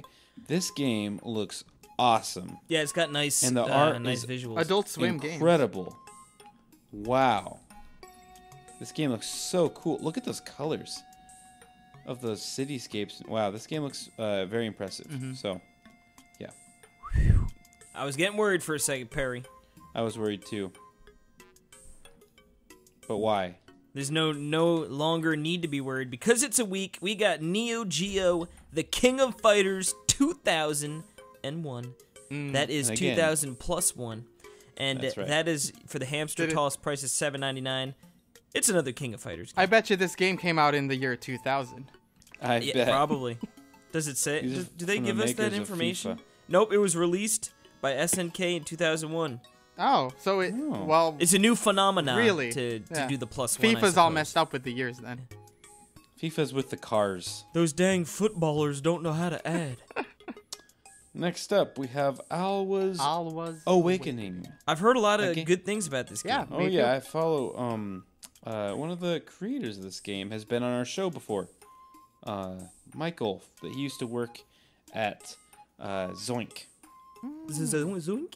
Yeah, and so he's made this little NES looking game. This looks fantastic, and it's one I'm definitely gonna get. It looks awesome. Hey, Anyway. I foresaw this game in the future about 45 minutes ago. Wow. Yeah. By pressing Very right on good. the D-pad. What is it? Yep, and that is Wandersong for $19.99, and it's a game Perry just talked about, so I don't think we need to elaborate too much more. Nope. Nope. Or But- this next game, really. Wait. What is? This next game is Armello, not part of the bundle, Yeah. for $19.99. What? Oh my goodness! I didn't realize that the next game, Towerfall, is out. Did you Yeah, know this was out? ooh, yeah. I forgot If you've about been this. not living under a rock, you might have known. Oh, for Or in a crying out tower. loud. Yeah. So this is from the guys that made Celeste before they made Celeste. As you can see, this game looks like Celeste. I hear it's amazing. Very, very good things. But I don't believe there's any online play, Right. which makes it like that. If it was online, I'd totally get it. But there's I don't have enough people to play with local. Yep. Especially Ain't like that the it's truth? probably one of those games that are way better when you got 4, 5, 6 people. My goodness. Do you have $110, Casey? Nope, I'm broke. Would you like to spend it on Dragon Ball Fighters? Dragon Ball Fighters. $109.99. For the gold, the Ultimate Edition. That comes Which with the includes- anime music pack, the commentator voice pack, my goodness. the exclusive Goku lobby avatar, the Android 21 unlock, Release date Ball- 9/28/2008. Bardock, Brawly, Zamusu. Now, Alex, are you into Vegeta. Dragon Ball? I love Goku, Dragon Ball. It's one of my favorite Vegeta. series. So do you know Android who? 17. Do you know who Cooler. Goku is? I know who all of these jokers are. I hear the game kicks ass. Yeah, it looks awesome, and I hear it runs great too. It's a great game. I mean, look at these screenshots. They don't look like screenshots. You know, They No, look I- like they a look real like- anime. Yeah. they do. It's like the real thing. Yeah, this is the most authentic a game has ever looked for the series. And it's all 3D. Like you would think that it would have to be like a 2D game to look, as good as it does, but everything's like No, a it's all 3D 3D. model, but it looks just like the Yeah. the show in motion. I would love to. I wish they had a demo. Did they? They might have Yeah. had like a free weekend or something I missed. maybe. But Maybe. I don't But know. this I know a next lot game- of people love it. This might be a first for the eShop Roundup, but I actually was playing this game while Casey was talking a few minutes ago. And that is, and I think is it Gianna Sisters or is it Gianna? I always say Gianna in my Me head. too. I always say Gianna too. Okay, Gianna Sisters, Twisted Dreams, Ultimate Edition. I'll be talking about this next week. It looks It's really awesome. fun, and it came out physically. Nerd. Nerd. $29.99. If you didn't already say it. $29.99. Okay. Next Jack up, we have and Jill DX for $4.99. Perry, Alex, will you help reunite Jack and Jill? No way! I killed Jack That's because you're a big to jerk. get to Jill. I'll help Jerk them. and Jill. My You wife. know, I'm not like Perry. I will help them. It actually sort of looks like a little bit like Box Boy. It looks awesome, Yeah. but I think I've heard. It looks like a Game Didn't Boy Justin game. say that this is like bad, like really bad? Are you speaking slander? I don't mean to be. Well, but I heard just from my a friends warning. Jack and Jill that this was good. So Yeah. They told me it was the best game you could find on the eShop. You're lying to our listeners right now. No, I Jack and wasn't. Jill might be lying. He's just relaying information he heard. Jack and Jill doesn't exist. Yeah, You know it's what does really exist blew my though? mind. This next game. That's right. Eligible up to 300 gold coins. That is FIFA. How many- 19. how many EA points or how many FIFA points is that? Yeah. Oh my goodness. It's I funny, yeah. definitely in my review I went like I had a picture of the eShop and I'm pretty sure there's like a $99 bit you could get. That's Could you imagine Well- spending $99 after already buying the game just for the FIFA bucks? for a No, jersey. but Yeah. I could imagine spending $19.99 on Marble It Up. Marble. This next game, which I've heard really good things about, which is definitely not what I thought it was. I thought Marble It Up was totally like one of those marble flinging games, like puzzle games, you know? But this is like a 3D like platforming game. It looks like where you Super play Monkey as a Ball. marble. There you go, Super Monkey Ball. Never played it. Oh man, that's a great game. I know, I've always great. wanted to play it. All right. You want to know what $99.99 gets you in FIFA points? Well, you should say you want to know who 12,000. loves you. Do monsters love you? Monster loves you. Casey, that monster. You're I was mean. calling Casey a monster. You're mean. All right, so this has to be an adventure game where you talk to A monster. All right. So it's like recording the Talk fun. Nintendo podcast every week. Aw, there's so Very much good. love here. I love it. I love love. All right. Next up, we have a surprise. Batman: The Enemy Within from Telltale Games. A game that I really, really want to play. It's a great 'cause I game. loved the first one. I love No spoilers, please. I'm really sad about Telltale Games because I love their games. Like, I love adventure stuff and choose your own, dialogue stuff. And, Telltale made, like, really nice modern day versions of them. And, it's sad without them. But I'm really surprised and glad that they still someone's have gonna do something. Batman here. Yeah. Yep. Yeah, I wonder if like some of those team members are going to like be able to shack up somewhere, whether it's like their own sort of individual, make their own studio or something to sort of continue the lineage of these games, because there's definitely a market for it. Yeah. And you'd think if maybe like a group of people did band together from there, they'd really want to be like, let's just make the best Telltale game we've ever made, so to sort of stick it to the man. Yeah. Totally. They just have to not call it a Telltale series like they all are. Right. Tall Tales series. But what's also hard to say is Valkyrian Arc Hero School Story for $14.99. Run your own fantasy RPG academy. Haven't you always wanted to do that, Cassie? Not particularly. Okay. Okay. Well, I've thought about it, but I won't. Okay. One player. And One player. yeah, that's all we have to know.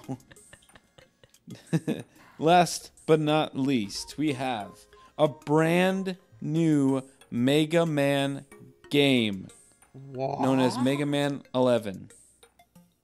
Are either of you interested in this game? Yeah, I definitely I'm want to play it. interested. The art style is just kind of... It's better Right? than the cartoon. yeah. Yeah. It's just not that good looking. The game just doesn't look that good. I don't know. I liked Mega Man 8, which was the one that, had the Dr. Wily and the beautiful looking backgrounds. I haven't seen that, but I'm Okay. going to trust you with Dr. Wily. Dr. Wily. Dr. Wily. That's the one.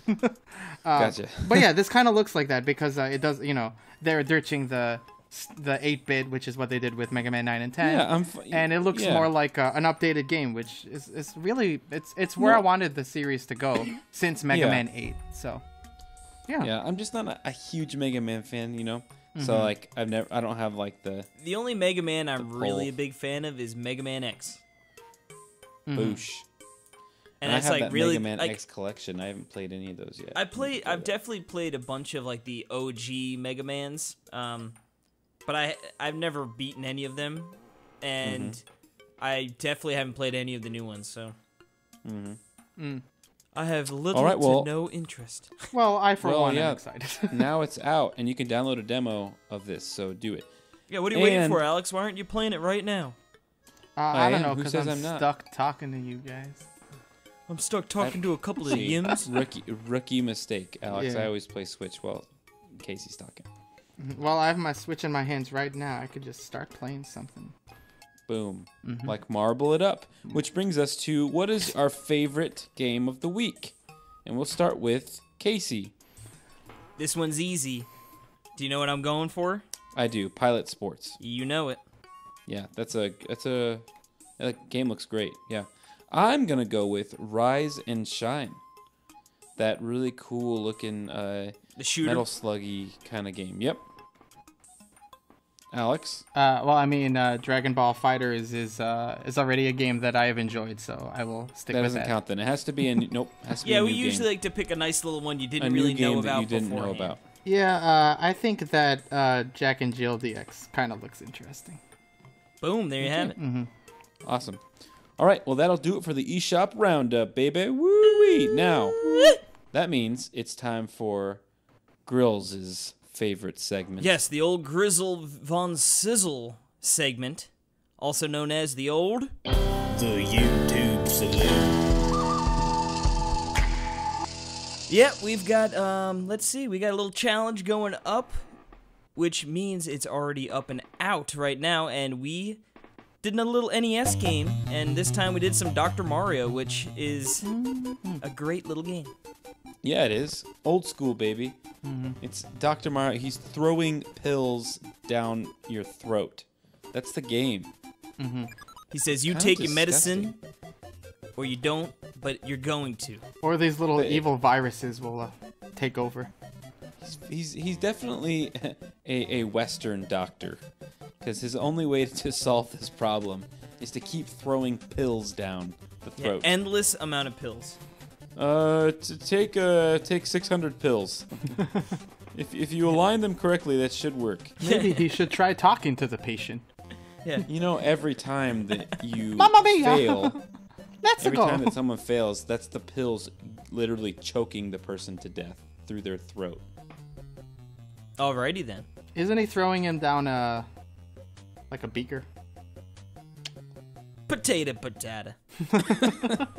Yeah, but yeah, this was a fun one, and through the use of the NES online app, it made it really fun and easy to do, and no Easy lag, squeezy. and it's great. It's fun. So check it out on our YouTube channel, NWR-TV, along with our video review of FIFA and our video review of Super Mario Party. Yes, sir. And I think in the honor of being here at the YouTube Saloon, Alex, you got some recent videos. I know some Nintendo World Store. I or certainly I guess do. New York should say. Yeah, Pimp them out, brother. Pimp your Yeah, stuff. so I am Mr. Panda. I have a YouTube channel where I post Nintendo Switch reviews, reviews for other things too, but we also do a special thing, my wife and I, where we give discussions and special tours as the Pandas at Play. And most recently, we posted a video where we actually visited the Nintendo NY store, which is the official place for Nintendo merch in North America. It's in New York City, in Rockefeller. And it's really awesome. Like, there's a lot of goods there, but there's also, like, museum, all of the amiibo are in a display case. All of the systems, like all of the Game Boys and like this Game Boy that was damaged in the Gulf War. Like, there's a museum of all kinds of Nintendo artifacts. And yeah, you can buy a lot of exclusive stuff there too. Did you buy anything? We sure Of did. course. We bought a lot. Like, we bought some nice shirts that have the Nintendo New York store logos on them. We got a bunch of plushies from Pokemon. My favorite thing was I finally got a Shy Guy plushie because I've always wanted one of those. Oh, Shy Guy's the Shy best. Guy Yeah.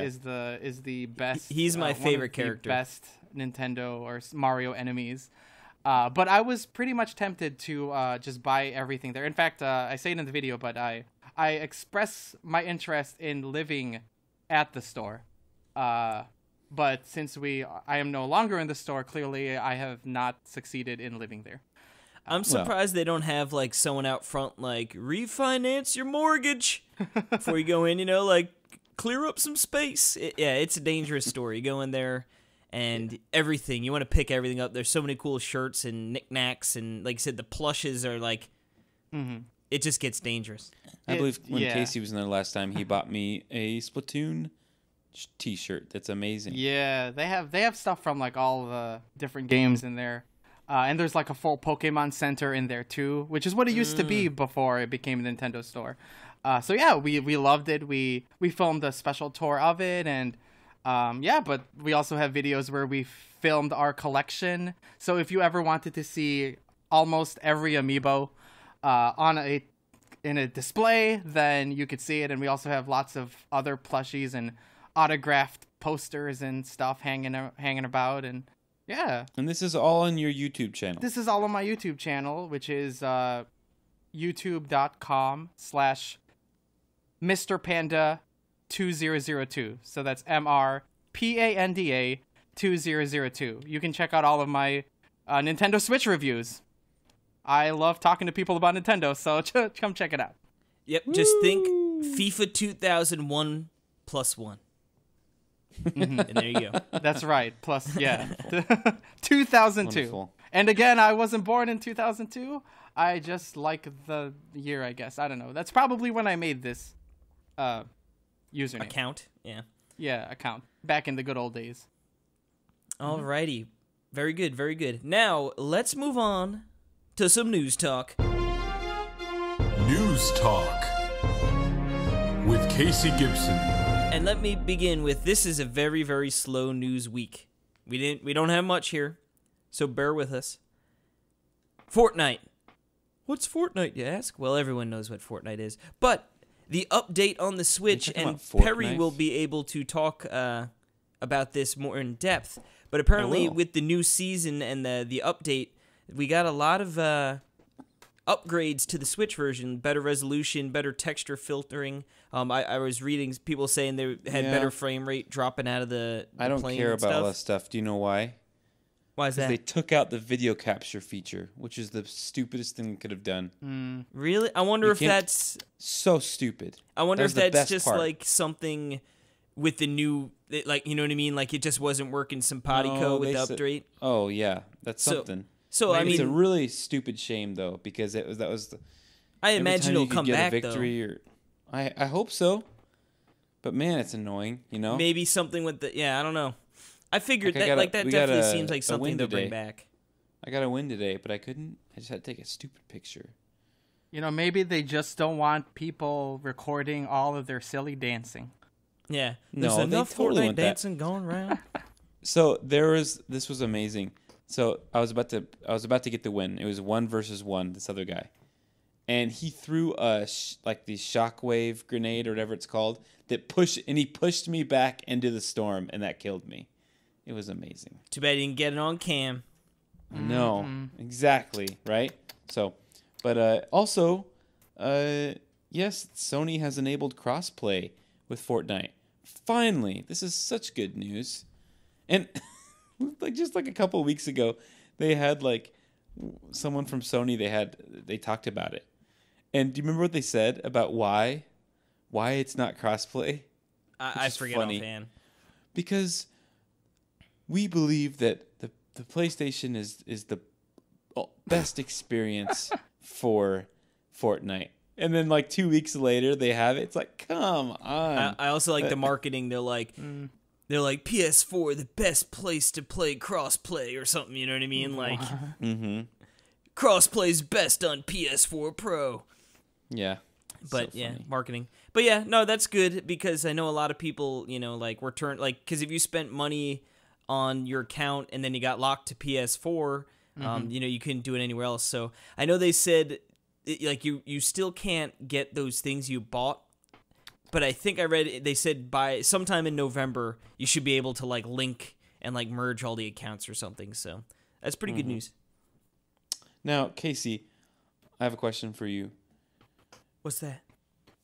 Did the sales of Xenoblade 2 like meet the expectations of Monolith Soft? I don't think they did because they exceeded them.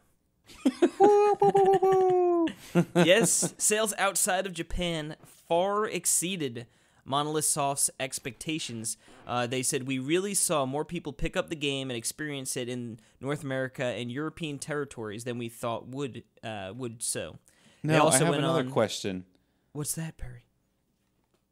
Did the Torna DLC meet Monolith Soft's expectations? Ooh, I know this one. It's all yours, Alex. Well, I think it's still early days for the Torna DLC. But from what we've seen in Japan, the sales of the Torna DLC are exceeding our expectations as well! Woo! All right. That's amazing news because, I mean, I don't think there was a doubt So there'd be Xenoblade another 3's coming. Xenoblade. But yeah, there's going to be another one, which is great news. It's just so funny to think, like, they almost didn't bring it out to North America.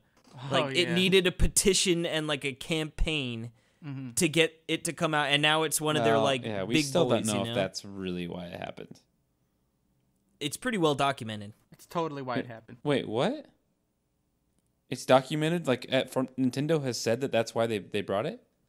Yeah, go read on. Now I'm blanking on what Operation Rainfall. Yeah, like no, that's absolutely why it came out. Oh, it is? Yeah. I never knew that there was like actual official confirmation from Nintendo. That's cool. I think he said, didn't Reggie say something like, "Well, you guys asked for it. Here's Xenoblade." Yeah, like it's totally why. Yeah. Yeah. It's like I don't know if they ever came out and was like, we would like to say Operation Rainfall was the only reason we brought this game out. It's the only reason why I got shirtless Shulk. Did they ever say anything like we weren't going to bring this out, but because of what we heard from the fans, it was coming? We decided to bring it? I mean, off the top of my head, I don't know I don't for think sure. so. Oh, okay. So you lied to me. No. To try to prove your point. Nope. No, I get it. You're just a big. I get it. You're a big pert. Torna DLC is exceeding our expectations as well. You're just a big pert. Alex, true. What's this next bit of news? Speaking of video games. Well, one such video game is Pokemon Let's Go. Let's Go Pikachu and Eevee. Apparently, the motion controls are not mandatory in handheld mode.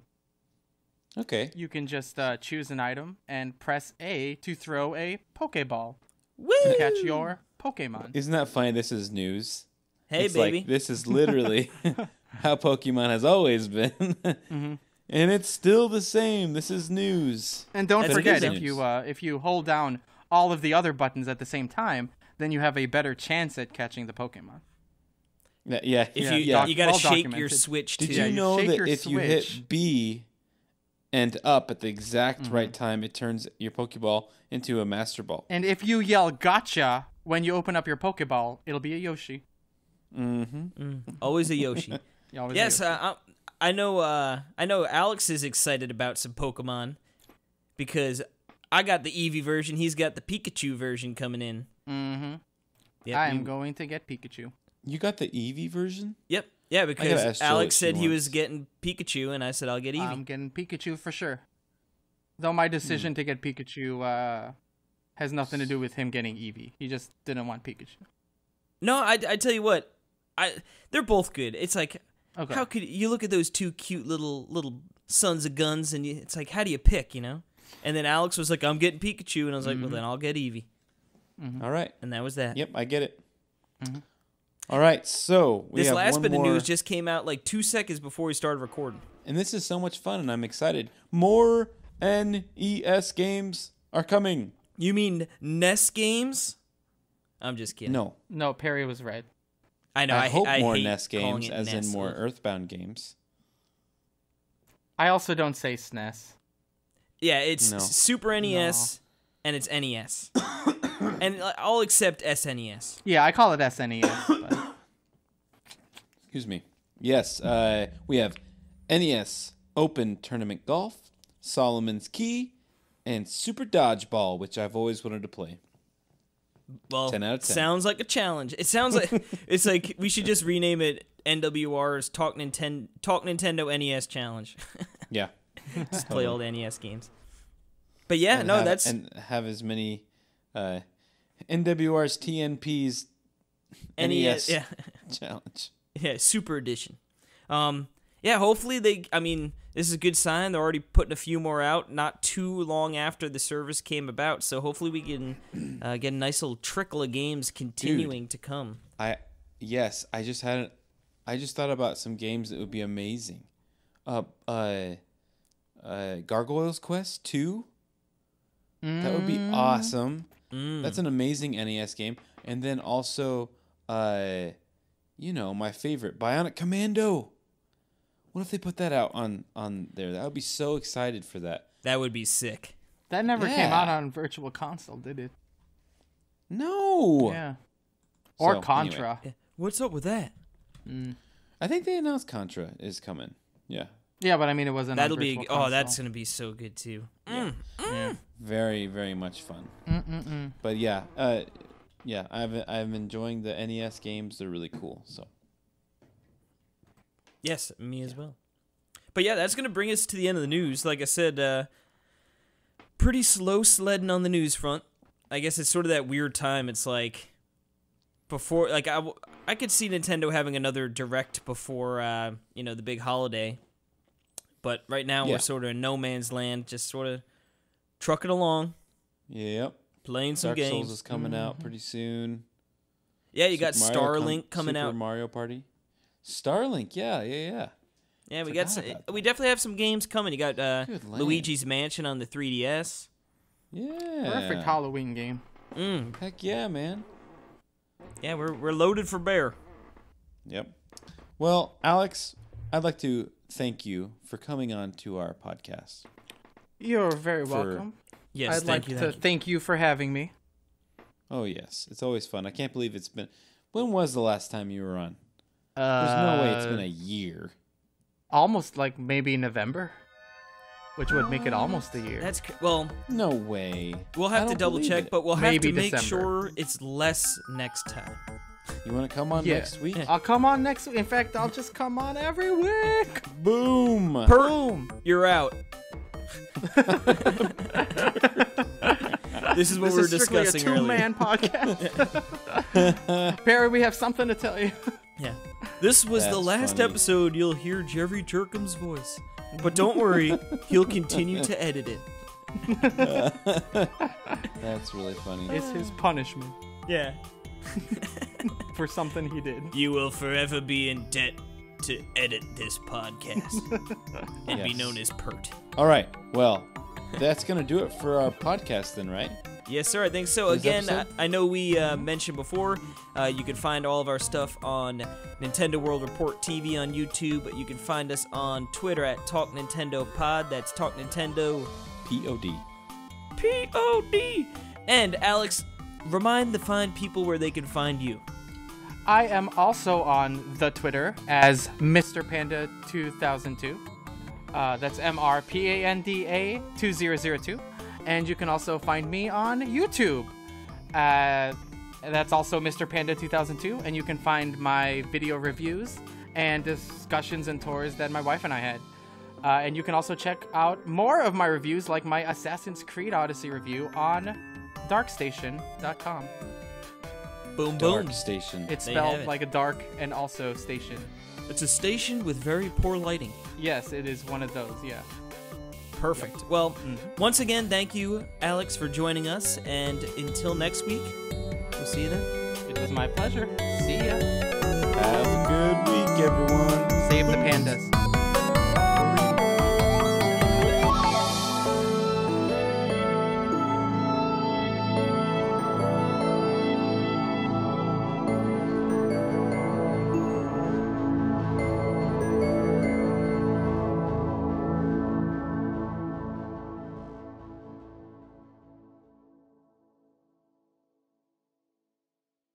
I'll surprise you by talking about a game that comes before the game I talked about some time ago.